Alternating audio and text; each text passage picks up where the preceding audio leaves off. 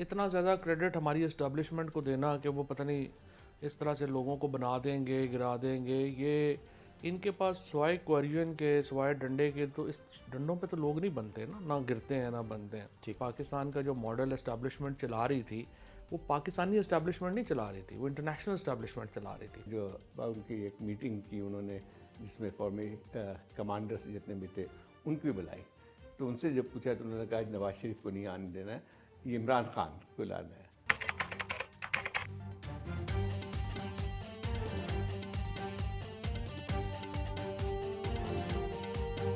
पहले नवाज शरीफ थे या बीबी थी, बातचीत हो जाती थी, वो मान जाते थे, बाहर चले जाते थे, पीछे हुकूमत हो जाती थी। अब ये Imran Khan out of syllabus आ गए, ना ये जो है वो तैयार है एक कदम पीछे हटने के ऊपर, ना वो किसी डील के लिए तैयार है, वो चाहते हैं फौरी इलेक्शन। फवाद चौधरी पाकिस्तान की सियासत का बहुत बड़ा नाम है। वो कह रहे थे कि इमरान खान तो आउट ऑफ सिलेबस आ गए हैं, तो इमरान खान प्रोजेक्ट पे काम करने के लिए, उनकी आबियारी करने के लिए, उनको संवारने के लिए बहुत काम किया, बड़ा होमवर्क किया गया, तो वो फिर आउट ऑफ सिलेबस फिर कैसे हैं? और अगर वो आउट ऑफ सिलेबस थे तो 2018 में लॉन्च कैसे कर दिए गए? ये मुअम्मा फिर क्या है? इतनी सिक्योरिटी लेयर से चेक हुआ, इमरान प्रोजेक्ट पे इतना काम हुआ, इतना अच्छा डिज़ाइन किया गया और हर तरह से डिज़ाइन करके उनको परखा गया, बनाया गया, फिर 18 में लॉन्च हुए। ये सारी एक पूरी हिस्ट्री है, पाकिस्तान की तारीख है। धरनों से आप शुरू करें, उससे भी पीछे चले जाएं, बड़ा होमवर्क है इस पे। तो ये आउट ऑफ सिलेबस कैसे, मैं ये समझना चाह रहा हूँ। नहीं, पहली बात तो मैं आपको बताऊँ, ये गलत फहमी है लोगों की। इतना ज़्यादा क्रेडिट हमारी इस्टेब्लिशमेंट को देना कि वो पता नहीं इस तरह से लोगों को बना देंगे, गिरा देंगे, ये इनके पास सिवाय क्वेरियन के, सिवाय डंडे के, तो इस डंडों पे तो लोग नहीं बनते ना गिरते हैं ना बनते हैं। ठीक, एक माहौल होता है। मिसाल के तौर के ऊपर जिस तरह मैंने आपको बताया कि पाकिस्तान का जो मॉडल इस्टेब्लिशमेंट चला रही थी वो पाकिस्तानी इस्टेब्लिशमेंट नहीं चला रही थी, वो इंटरनेशनल इस्टेब्लिशमेंट चला रही थी। 51 ऑनवर्ड देखें, जब नेहरू ने 51 में ये बयान दे दिया कि हम नॉन अलाइंड हैं और कोरियन वॉर हो रही थी, तो उस वक्त पाकिस्तान के जो लीडरशिप थी उसने सही फैसला किया। उन्होंने अमेरिका के पास चले गए, उन्होंने कहा जनाब ये हम तो पहले ही कहते थे ये कम्युनिस्ट है और हम आपके साथ हैं और वेस्टर्न ब्लॉक हमारे साथ आए। तो वेस्टर्न ब्लॉक और अरब ब्लॉक हमारे आके पीछे खड़ा हो गया और ये मुल्क चल रहा था। पाकिस्तान के इस्टेब्लिशमेंट का कोई इतना क्रेडिट नहीं है मुल्क चलाने में, इंटरनेशनल इस्टेब्लिशमेंट चला रही थी।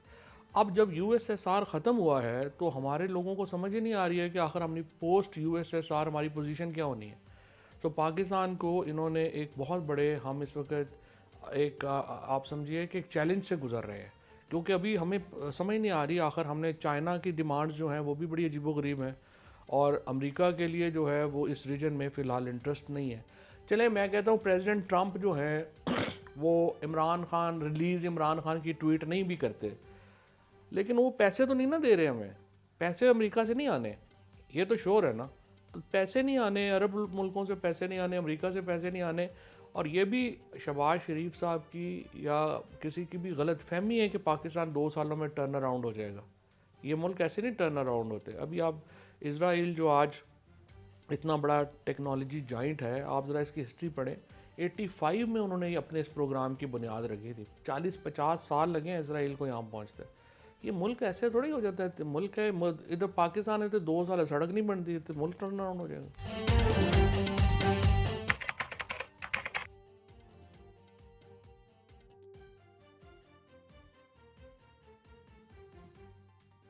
मेरे पास एक बंदा भेजा गया कि नवाज शरीफ साहब आप जो है ना वो इस्तीफा दें और घर जाएं धरनों के दौरान, वरना आप फिर आप अपना तैयार रहें, आपके साथ वो सलूक किया जाएगा जिसको आप याद रखेंगे। तो मैंने तो उनको मैंने कहा जी आपने जो करना कर लें। नवाज शरीफ ने कभी इस्तीफा नहीं दिया। उसके बाद फिर वो मौसूफ जो हैं वो ये कहते हैं हमने मुख्तलिफ पार्टियों को ट्राई किया, हमने तीसरी फोर्स को अलाउ किया। इमरान खान साहब, ये तीसरी फोर्स जो है वो आप नहीं थे। ये बात सही है कि उनको एक आर्मी की मदद हासिल थी और ख्याल ये किया जाता था, जैसे मैंने लिखा भी था इस ज़माने में कि मैं जनरल बाजवा से एक मुलाकात थी तो उस पर मैंने ऐसे पूछा, इमरान खान की हुकूमत थी उस वक्त, इमरान खान ख़त्म नहीं हुई थी, अक्टूबर 2021 की बात थी। तो मैंने उनसे पूछा कि आपने इमरान खान को सपोर्ट क्यों किया?